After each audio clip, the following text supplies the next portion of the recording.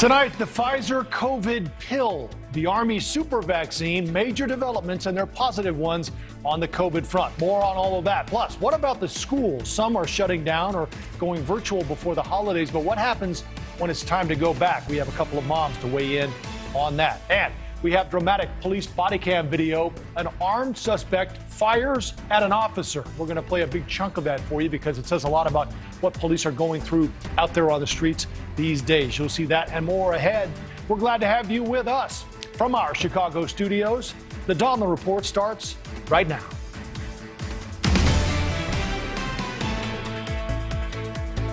Off we go. Signs of hope in the season of hope. That's the pulse of America tonight. We try to do our best to put things in perspective, especially when it comes to COVID. And tonight, we have some hopeful signs on that front. Number one, the FDA has approved the first pill aimed at fighting COVID. It's hard not to characterize this as a game changer, but we'll ask Dr. Bob Lahita if it is in just a minute. He'll be joining us live. Here's why it could be, though. You take it at home when you start to feel symptoms, and it has shown to reduce hospitalizations and deaths among those most vulnerable by 90%. It's called Paxlovid, and it's faster and cheaper than any other treatment out there. All the other treatments require an IV or a shot. Here's hopeful sign number two. South Africa, where we first learned of the Omicron variant just last month. They've seen a noticeable drop in new cases in the past few days, some saying the surge has already passed there. The world, of course, watching South Africa because it's been at the forefront of this latest wave, and it has seen cases cut nearly in half in a matter of a few days. Here's our third sign of hope. A study from South Africa suggests a reduced risk of hospitalization and severe symptoms in people infected with Omicron. And we'll add one more. Army scientists at Walter Reed are expected to announce in a few weeks a vaccine that is effective against all COVID variants, including Omicron. Clearly, there is still concern and worry, understandably, but not panic. There are long lines for testing. We've seen those. Also, hospitalizations are increasing. But if South Africa is a model, perhaps we peak in a few weeks. For now, though, there's more fallout, and perhaps the biggest involves schools. Districts across America are rethinking in-person learning. Certainly a hot-button issue we're going to deal with in just a minute here. Some schools actually announcing closures. First, though, we are joined tonight by our friend Dr. Bob Lahita of St. Joseph's Health and author of Immunity Strong. Doctor, it's always good to see you. Let's start with this Pfizer pill, preventing people from going to the hospital. That's why we've been going through all of these measures. Is this a game changer? This is a major game changer, Joe. This pill has gotten emergency use authorization. And what will happen is this pill can be taken if you develop symptoms. Within 5 days of developing those symptoms, you take this pill, which is a protease inhibitor. We've used these kinds of medicines before for hepatitis C and for HIV infections. This will take the virus and eliminate it. It will prevent replication of this virus. So this is a game changer indeed. It's mostly for those who are unvaccinated and those who have not had boosters, and perhaps even a few of those who have been vaccinated and get reinfected. Mm-hmm. What is South Africa telling us, doctor, about this particular variant? Can we learn from them? They have a lower vaccination rate than we do. Yes. So, Joe, we've been watching the Omicron all along since Black Friday when I first reported on this variant. And this variant causes very, very little clinical symptom. In other words, you get congestion, a sore throat, maybe a headache, some muscle aches, and maybe a light fever. But it doesn't go into the lung and cause pulmonary or respiratory failure and kill you, needs for the ventilator. That doesn't happen with the Omicron. So the Omicron boosts your immune system, however, because it is a coronavirus. So the good news is, if it is true in South Africa that the curve is flattening, it could mean that the same thing will happen here. And I know everybody's running around, getting tested, standing in lines, etc. That may not be necessary if you have these light symptoms and you feel okay and you're not coughing and short of breath. I was going to ask you about that, doctor, because I understand the value of testing and getting an answer. It helps with the positivity rate and other things we learned. But do you think we should be focused more on treatments for this? Because I guess I understand the value of testing, but I don't know what we learn from it other than the fact that you have it. And I wonder, to your point, are we at a point now where we just treat it like the cold or a flu? And if you're sick, hopefully you're vaccinated. Assume you have it. Stay home till you're better. That's right. Stay home till you're better. You don't have to run out there. The lines are around the block. I have three miles of cars waiting to be tested every day outside of the hospital window. And I have to tell you that this virus, if it really is self-limited and it's not going to kill you, and for most of the breakthrough infection for those who are vaccinated, this is a mild thing. You don't have to go out and get tested.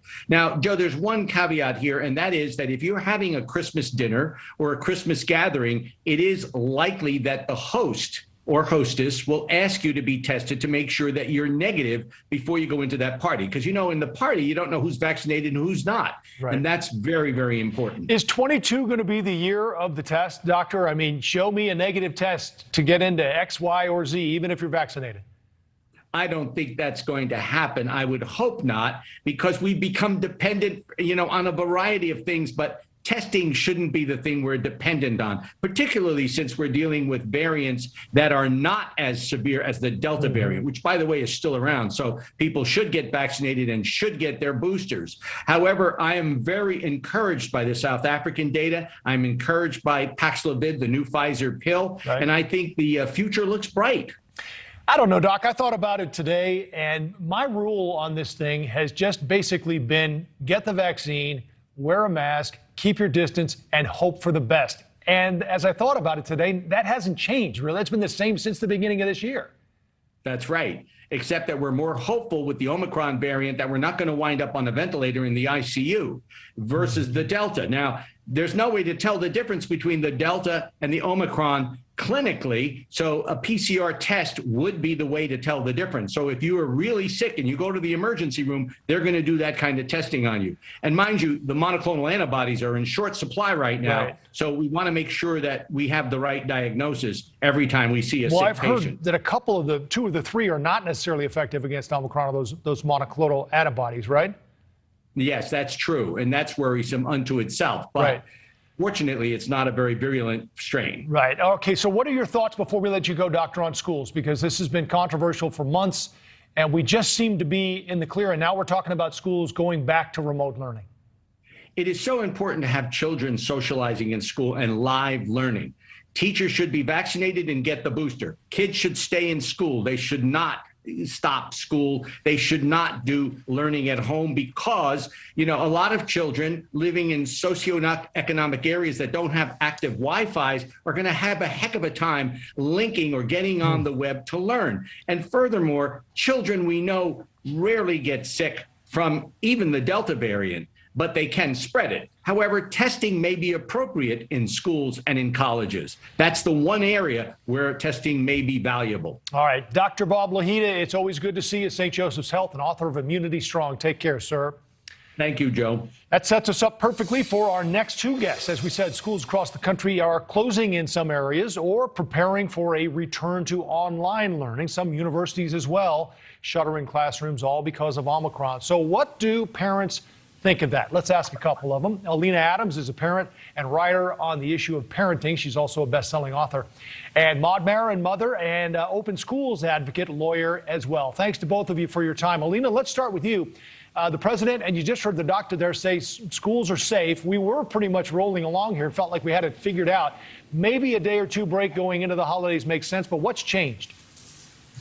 What's changed is that a lot more parents are frightened, but in that way it hasn't really changed, because as early as August, parents were frightened about sending their children back to school. There are parents who have elderly grandparents at home, who have children under 5 at home, and even if their children are vaccinated, even if their teachers are vaccinated, they don't know for a fact that their child will not get ill. So the fact is there are parents who were afraid, and now they're afraid again because of the different variants. Maud, is that a reason to shut it down again? Absolutely not. What we have learned over the last 2 years is that school is truly essential and that children belong in school. That's where they learn and that's where they thrive. And we really need a clear message in New York that when you're healthy, you go to school, and school is a safe place to be. Sick children and sick teachers should certainly stay home, but that was true before COVID, and it's going to be true going forward. Alina, I'm not sure if you saw the op-ed in the New York Times, but the headline was basically, we learned our lesson last time, do not close schools. And you're hearing these arguments again. The risk of severe outcomes to kids is low. The risk to kids from being out of school is high. Is there a way to make this work for everyone? Well, you said that perfectly, a way to make this work for everyone. I am a school choice advocate, and that means that parents should have choices. We're talking as if this is a binary issue. Parents who want to keep their children at home should be allowed to keep their children at home, and parents who want to send their children to school should be allowed to send their children to school. What we saw in the past almost 2 years is people wildly swinging from one side to the other. It was either 100% this or 100% that. Why is no one talking about a middle ground? There are teachers who want to stay home. Let them teach the children who are at home. There are teachers who believe it is important to be back in schools. Let them teach the children who are in school. Is that a workable solution, Maude? Unfortunately, it was not a workable solution last year. I, like Alina, I agree with Alina in school choice, and there are going to be different solutions for different families. But we had a really significant problem in New York City, which is the largest school district in the nation, staffing that kind of proposal so that you could have some kids at home and some kids in school. And when you really are stuck with a choice of either remote school or in-person school, we need to have in-person school for New York City school children. Alina, I struggle with this because our kids are grown. I'm not sure what I'd do if I had kids in school right now, but I am wondering, as I thought about it today, how is it different than what we're all dealing with right now? I mean, airports, there are millions of people traveling every day with masks on, bars are open, restaurants are open, people are getting back to life. And as we've seen and heard, kids don't seem to be that susceptible to this. I know it's a risk, but what's the difference with the way the rest of us are all living? There's a difference between adults making choices for themselves and adults making choices for their children. And I think all of us who are parents know that we can have all sorts of wonderful principles and we can say all sorts of things. But when it comes to making choices for our children, suddenly the things that make sense for us aren't necessarily as logical. Well, Maude, how do you change the testing? Is that going to work? Would that be enough? Quarantining, I know there's been a lot of talk of this test to stay program, where kids can stay if they've been exposed as long as they have a negative test. But as I understand that, you have to test on day 1, 3, 5, and 7. I can't imagine how crazy that would be. We currently in New York right now have totally healthy children staying home because we don't have tests to stay. And so what we have is when we have an identified case of COVID in the school, we do the contact tracing. And if someone is a close contact, that child goes home and stays home for up to 10 days. They can test back in after 7 days. That is a staggering number of missed days of school for healthy children who should be in school. So test to stay would be an improvement, but ultimately we're going to have to learn to live with COVID, and we're especially for children who, you know, we should count our blessings, are the ones who are least impacted by COVID, and so they're most able to resume a normal life and be back in school. Alina, do you think this settles or reconciles itself in the next school year after the holiday, or do you think this continues to be a controversial issue? I mean, mandates were controversial enough. There were people who were arguing over mask mandates in school. Does this settle itself in one way or another, do you think? I don't think so, because look at Maude and I, as she said earlier, I agree with Alina, I agree with Maude. Remote learning was a complete disaster. It's something that needs to be worked on. So look at the two of us. We agree on most things, but we can argue about the nuances. So I hardly think that come 2022, parents who are much, much more apart in their opinions are suddenly going to go one way or the other and agree on what we should be doing next. Well, it's a mess, and I certainly feel for all of the parents out there who have kids in these lower grades who are trying to deal with all of this. I appreciate author Alina Adams being with us and Open Schools advocate Maude Marin. Thank you both for your insight and your time tonight. Appreciate it. Thank you. Thank you. I got a guy with a gun. I'm not doing anything. Look, I'm not doing. Don't shoot. Don't shoot. I'm not. Well, this is dramatic body cam footage you have to see. An armed suspect threatens an officer, does not back down, and eventually fires at him. We're going to play much more of that clip for you coming up and talk about what this encounter might say about how suspects view police in these situations. Plus, Chicago Mayor Lori Lightfoot now asking for federal help to fight crime. What changed? We'll try to get some answers on that. And don't forget, you can follow us on social media at The Donlon Report on Twitter. Back after this. please. Please don't do that. 73, I got a guy with a gun. I'm not doing anything. Look, I'm not doing, don't shoot. Don't shoot. This is chilling body cam footage out of Oklahoma City. It provides some insight into the drama that unfolded when a man pulled a gun on a police officer. This happened earlier in December when a relative of Antoine Hill, seen in the footage there, said Hill was trying to break into the family apartment. After Hill confronted the lone officer, he ran into the apartment and barricaded himself inside. The officer did end up firing a shot, but was able to take Hill into custody. Thankfully, neither were hurt. But here's more of that confrontation. Watch. I got a guy with a gun. I'm not doing anything. Look, I'm not doing, don't shoot. Don't shoot. I'm not. I'm not. I'm finna shoot Shoot, I'm don't finna shoot. shoot your Don't drop the gun. I Drop the don't gun. have it. Look. Look. I don't have it. I don't have it. Shots fired. Shots fired. The guy has a gun over here. All right, so the shot you heard fired was fired by the officer, but again, no one was hit. Joining me now tonight, former NYPD homicide detective and host of Off the Cuff, the podcast, Bill Cannon, back with us tonight. Detective, this was pretty chilling to watch, and the way the officer acted certainly seems to be a great example of what cops are dealing with here today. I mean, there were points of this where the suspect had the gun pointing it right at him. It's scary to see, and he even said at one point, "I'm going to shoot you." Yeah, you know, this is disturbing to watch. I think the officer unnecessarily imperiled his own life. He should have used deadly physical force. As soon as that guy pointed the gun at him, he knew the guy had a gun early in this encounter. Don't wait till he pulls it out. Terminate. You know, because he could have been killed. And it's really disturbing to watch.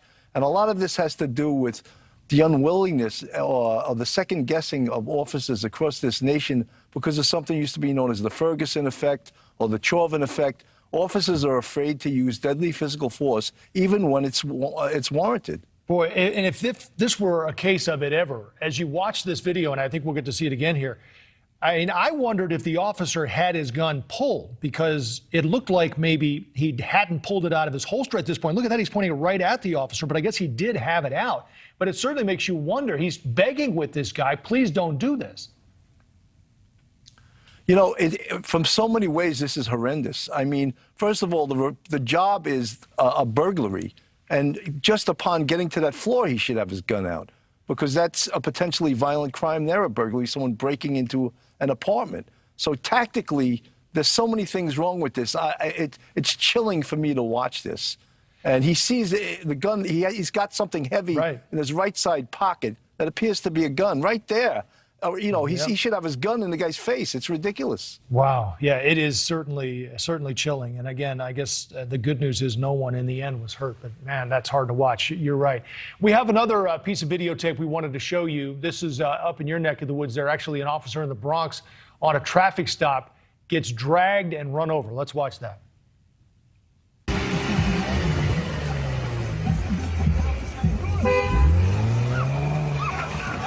Oh, no.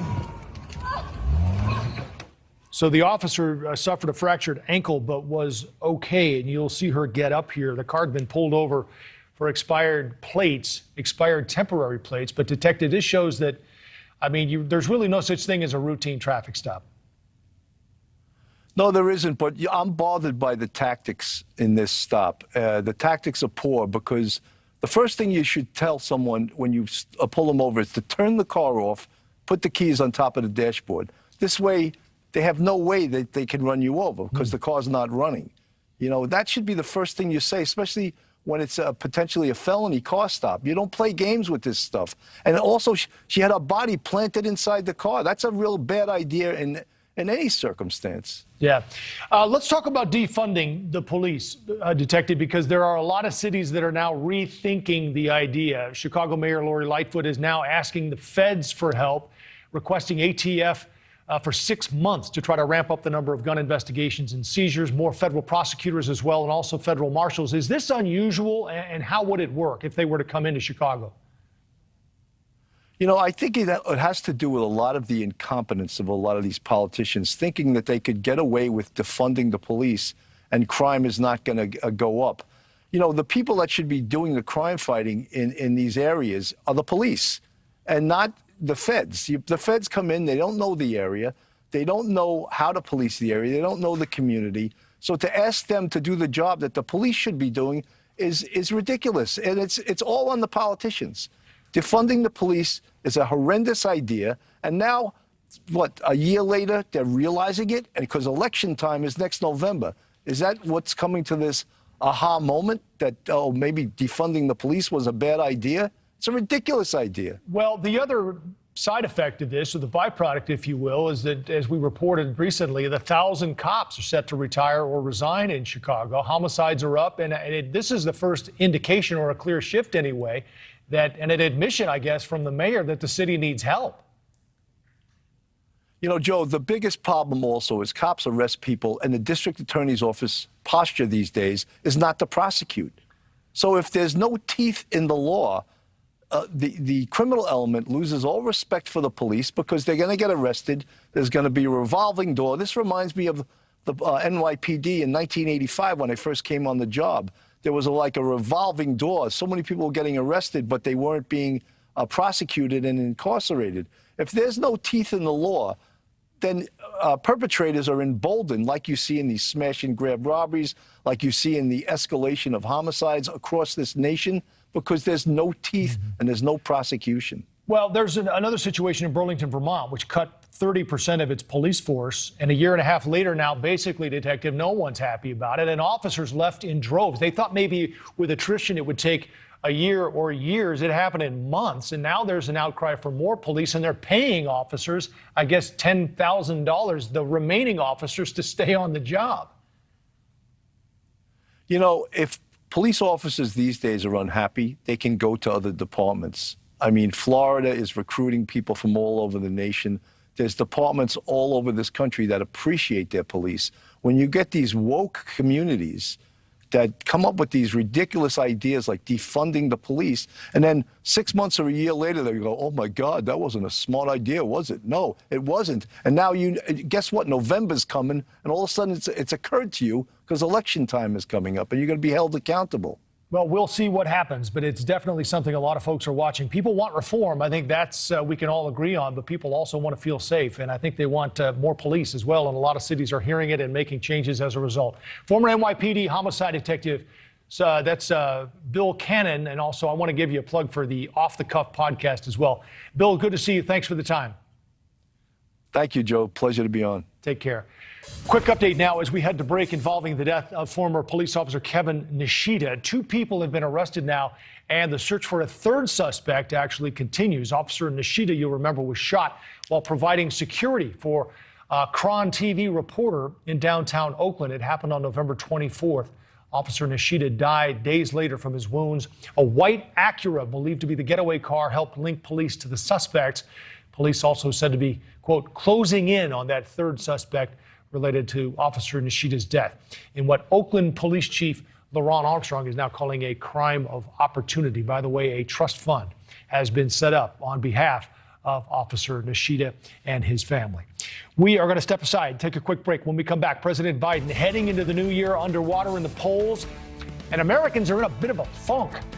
We've got the 3 issues that voters say the president hasn't dealt with. What does he need to do to turn things around? We'll get into that. And here's a staggering number for you, 39 million. That's how many people quit their jobs this year, 39 million. Where do they all go? Ahead.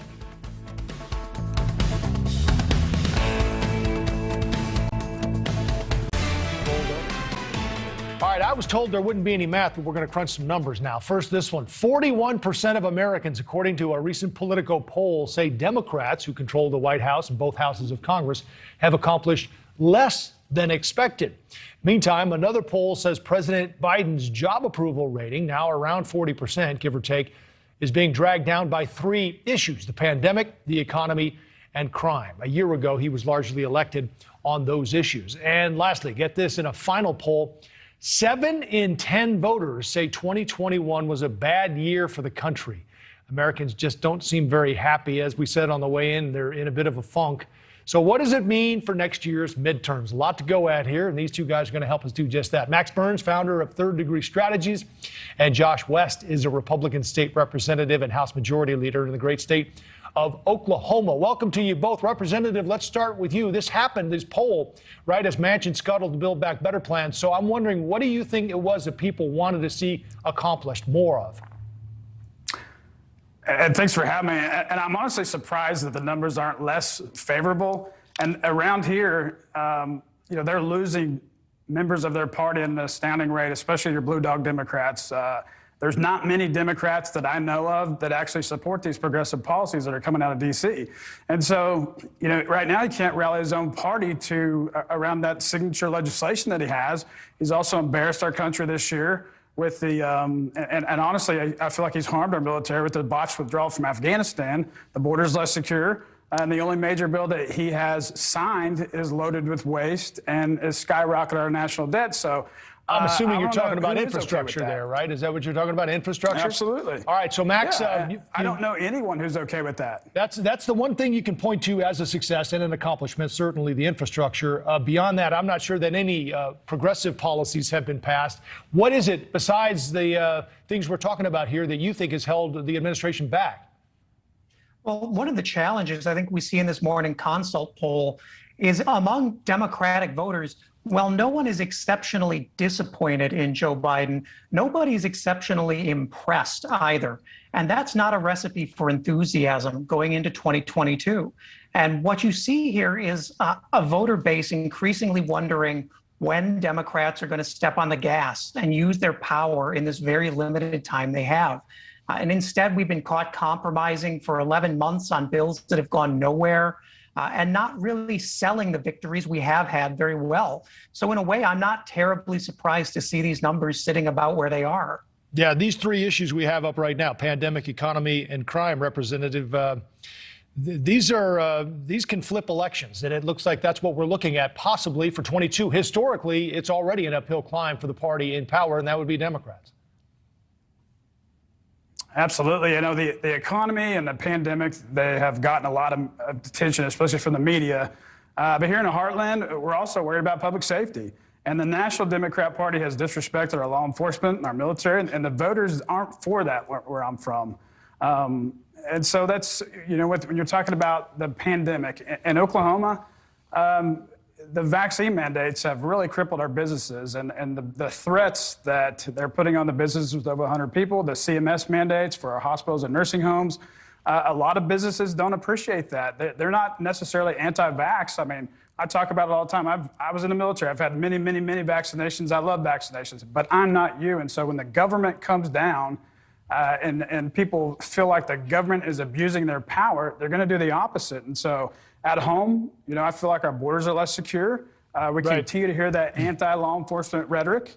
And so you couple that with all these problems, and I don't think the Americans feel like Biden at this time, his administration, can keep America safe. Max, and we're seeing that at the polls. There's time to go here before the midterms, but there's work to do. How do Democrats turn this around? Well, Democrats need to get much more aggressive in selling their victories, and not just the top line numbers, not how big these bills are, how much is dedicated to climate change or infrastructure, but how that helps actual working class people in the heartland. And talking about the fact that Christmas was not canceled, despite Republican claims it would be. The shelves are full, presents are under the tree. We need to push back more aggressively against this messaging if Democrats want to win. Well, there's time still to address. I mean, there's not a whole lot you can do about inflation. We'll see what happens with that. It does seem like supply chains improving, and we'll, I guess, wait and see what happens with COVID. But the other thing I wanted to get you guys on was that 7 in 10 think 2021 was a bad year for the country. And more than half feel it was bad for them personally. And that's actually, I guess, down a little bit. 78% thought 2020 was a bad year, and we all know that was terrible. So this may require a little more counseling than political analysis. But Representative, let's start with you. How do we get out of this funk? Well, I would agree that we have had a bad year in our country. We've had a major military embarrassment, that the majority party in D.C. can't get anything done. And that's, I'm fortunate that I'm at the state level. I pride myself that we have a functioning state government. At times I look at D.C. and it's put out the next press release about the other party, how how terrible they are. I'm not that way, but I'm looking at the top. They can't get things done. The pandemic's still here. We've got big tech that violates our personal and privacy every day, and crime is up, and everything costs more. So, yeah, I would agree that it's been a bad year. Max, how do we get out of the funk? I don't think that they can relate to the average person. Max. Sorry? How do we get out of this funk? 7 and 10 say it was a terrible year. What do we need? Yeah, this was a tough year, and it really is the pandemic. We have to come through this. I think as people are seeing lockdowns start to creep back in, Omicron really is scaring people. We're not going to get back to where we feel safe and happy and fully connected to each other until we're through this. Boy, let's hope it's soon. I know, as we head into the new year. Max Burns, Third Degree Strategies founder, and Representative Josh West, the Oklahoma House Majority Leader. Thank you both. Appreciate the time. Thank you. Thanks for having us. No one would ever call America a nation of quitters, right? But maybe now they could. Here's what we mean by that. So far in 2021, nearly 39 million people in the U.S. have quit their jobs. Some seeking higher pay, others a better job, some starting businesses, but others perhaps just burned out in this pandemic. And numbers like this we haven't seen since 2000. And the question, I guess, is there anything else behind this? And where does it put our economy right now? Let's ask business journalist Shivani Joshi. Shivani, good to see you again. There has to be more to this, right? I mean, we're talking about 40 million people. What's going on?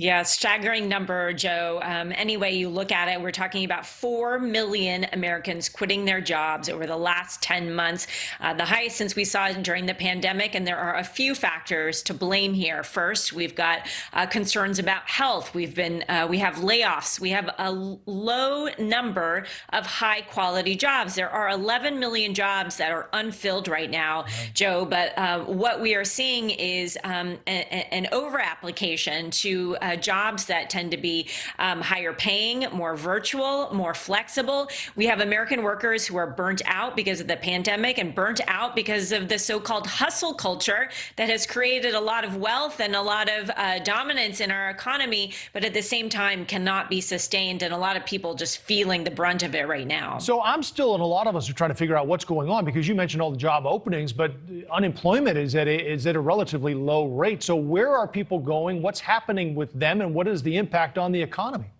A couple of things that people are not talking a lot about, Joe, is, and we were talking about the latest jobs report. One of the things that does not get factored in and come through into the data is the number of people starting their own entrepreneurial business. It does not show up. Small businesses do not show up in the Labor Department statistics. And so what you see with these 11 million job openings are job openings from big companies, Google, Apple, Microsoft, Bank of America, the big companies out there. And the smaller ones, the people who are decided, hey, I want to do my own thing, this is a good time to do it, those numbers are not being accounted for. Another aspect that is not really being highly talked about, Joe, is that in the last month, there were 4 million people who walked away from their jobs. And out of that, 90% of them actually decided to take an early retirement. So what we also have is older Americans, probably wealthier Americans, 55 plus, that do have record high home prices right now, that have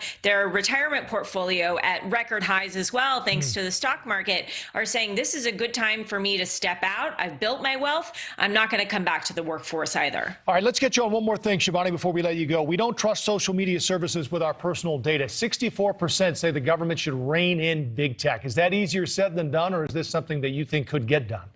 This is something that everybody wants, Joe. It's not just the American public that wants it. We've seen the head of Instagram, Facebook, Google, all the big heads saying we want to be regulated as well. They have an extraordinary amount of power trying to figure out what is misinformation, disinformation, which ex-president should be let on the platform and should not. I mean, it is too much power for these big tech companies to have. The challenge is what government entity is going to do this? Tech moves at rapid pace. Do we have government entities that are going to be able to do that? My feeling is no.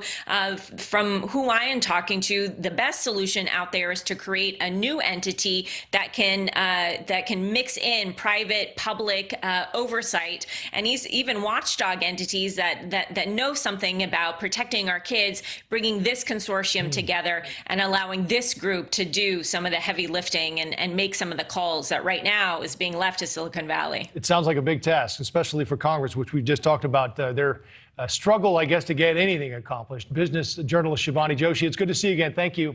Great, thanks. As Texas continues to plug the gaps on the wall along the U.S.-Mexico border, how much will it help slow the record number of migrant encounters? We'll ask the National Border Council Vice President ahead. And new images obtained by NewsNation show migrant stash houses in Texas. How many were found, and how can authorities slow the smuggling? After this.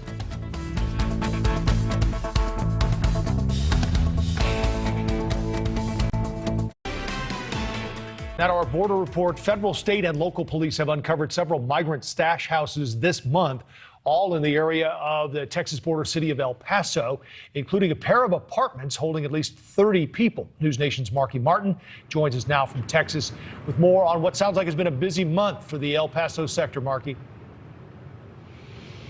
Hey, Joe, it's been a busy year. I mean, El Paso agents have encountered more than 3,000 migrants in more than 300 stash houses just this year, just in that sector alone. And this is an increase. They'll tell you, they call it fourfold from what they saw last year. And Joe, also keep in mind, this isn't the Rio Grande Valley. This is, where most of the illegal crossings are happening. This is far west Texas. But you're right, just that first week of December, agents came across 31 migrants in 2 different mobile homes. Children included. They said they were living just in squalid conditions, deplorable living conditions, overcrowded. Just last week, agents found 30 migrants living in 2 different apartment units. I mean, imagine that. Those units aren't spacious. And, just based on the numbers we're seeing, reports coming in from DPS and CBP, Joe, these are now discoveries that are happening on a weekly basis. Is this a reflection, Marky, of the record number of encounters that we've seen this year? And what happens to the migrants once they're found in these stash houses? Oh, absolutely. Yeah, agents say that this is a direct reflection of the surge that we have been witnessing happening at our border all year long. And, we've seen a lot more single adults come through. And so therefore, we've seen a lot more of these stash houses. And agents also say at the root of this are smugglers. Those smugglers take these migrants right when they cross over, and they take them to the stash houses, whether it be that mobile home or that apartment unit, and they wait there until they can transfer them, further into the interior of the United States. Now, based on reports from CBP and also reporting from our affiliates, all of those adult migrants were expelled under Title 42, which of course authorities have the right to do with COVID right now. Also, reports say those children that I mentioned earlier, they were medically screened and they were okay. And Border Patrol also tells Americans, if you suspect suspicious activity, you can always call Border Patrol and report that anonymously. Joe. Marky Martin, thank you live for that report. We want to bring in now Chris Cabrera. He's joined us before, the Vice President of the Rio Grande Valley sector of the National Border Council. Chris, it's good to see you again. So I'm curious, 300 stash houses, 3,000 migrants. How does the Border Patrol hear about this? Do you get tips on these? And what do you do about it? Because these numbers are growing. Yeah, some of it's tips, some of it is old-fashioned tracking foot sign, and some of it is intelligence work. And that's the thing is, as long as this continues, as long as we're overwhelmed like we are, we're going to see more and more of this. And this has been happening for some time. It's common practice pretty much everywhere in Texas along the border. And it's high time that the government steps up and does something about it. This is happening in El Paso, where, as we just heard from Marky, is the same thing, do you assume, happening, just not maybe been detected as much in that much busier Rio Grande section down near McAllen? Oh, yeah, it happens a lot down here. And it's not that it's not detected. It is detected. It's just it's people have gotten kind of callous to it down here, and it's just not news anymore. But it happens quite a bit. We see stash houses every day, multiple every day. Now, Chris, you and several other guests we've had on over the course of the last several months have talked about the importance of bringing Remain in Mexico back and how it would help stem the tide. It is back now, at least as I understand it, in El Paso and I believe in San Diego. Just to start anyway, have you heard anything about how that has impacted the flow or how your agents do the job? Well, it's kind of silly that they're bringing it back, but as a pilot in 2 areas that aren't nearly as busy as other places like we are here in the Rio Grande Valley. Right. It just seems that the government's just dragging their feet on this because they don't want to put this in full swing the way they've been ordered to do it by the courts. It's needed down here, and we're going to continue to get mass rushes on our border daily until they get off their butts and do what needs to be done. Having a pilot program in San Diego, not that it's not busy out there, but they don't see nearly what we see out here in the Rio Grande Valley. Right, which is why we're showing some of the video of the wall that's being built right now, a state-funded wall in Texas. Wanted to get your reaction to that and how that will impact what Border Patrol agents do on the Texas border. Well, it's going to help us out greatly. I mean, getting this wall in strategic locations is very important for the folks that are trying to evade capture. The ones that are turning themselves in, not so much, but those stash houses, I mean, this will directly combat those stash houses, because those folks are not trying to get caught. They are trying to actively get away. And this is something that will hinder their progress and allow us to apprehend them. And force them into areas where they can hopefully, I guess, be better processed, which is the goal here. And I know DHS has announced as well that it's going to start rebuilding parts of the border wall to at least close the gaps, which we've seen people just streaming through, as we did in Arizona. Chris Cabrera, Vice President of the Rio Grande Valley Sector of the National Border Council. It's good to have you again. Thanks for the time. Thank you for having me. They're called man's best friend for a reason. How one hero dog saved 3 generations of a family. That's our snapshot coming up. And to all our viewers out there, I want to thank you for making NewsNation the fastest growing cable news network in the country. We appreciate you watching. City of Lights, not Paris, but the U.S. version. Las Vegas might be getting a new nickname soon, but not one that homeowners are probably going to like. How about the city without grass in your front yard? If a new law is passed, it'll make Vegas just that. The Southern Nevada Water Authority passed a resolution this month that would ban front yard grass for new homes and also allow only half of backyards to have grass. Las Vegas relies on the Colorado River for about 90% of its water, and we've covered here on our broadcast the pictures of the depleted Colorado River and the largest reservoir, Lake Mead, down to 32% capacity, partly due to drought, heat waves, and the overtapping of the river. Under this proposal, which still has to be approved by local officials, grass can still be planted at schools, parks, cemeteries, golf courses, of course, and at existing housing developments. Good news for those who have student loans. The Biden administration announced today the payment pause will now be extended through May 1st of next year. That pause on payments was set to expire January 31st, but now 0% interest rates will remain. Debt collection efforts will be suspended again until May 1st of next year. Time now for tonight's American Snapshot. A dog certainly earned her title as our best friend. Roxy, the husky coonhound mix, saved her family, the Ankeneys, from a potentially deadly carbon monoxide gas leak. Roxy saved 3 generations in the family when she woke them up after the carbon monoxide alarm went off. The odorless gas was leaking from the electric and gas fireplace. According to the CDC, 400 Americans are killed by unintentional carbon monoxide poisoning each year. Kudos to Roxy. She gets tonight's American Snapshot. And that is our time. Thanks for watching. Have a great night. On Balance with Leland next. Thank you for watching. Click the red subscribe button below so you can get more of NewsNation's fact-driven, unbiased coverage.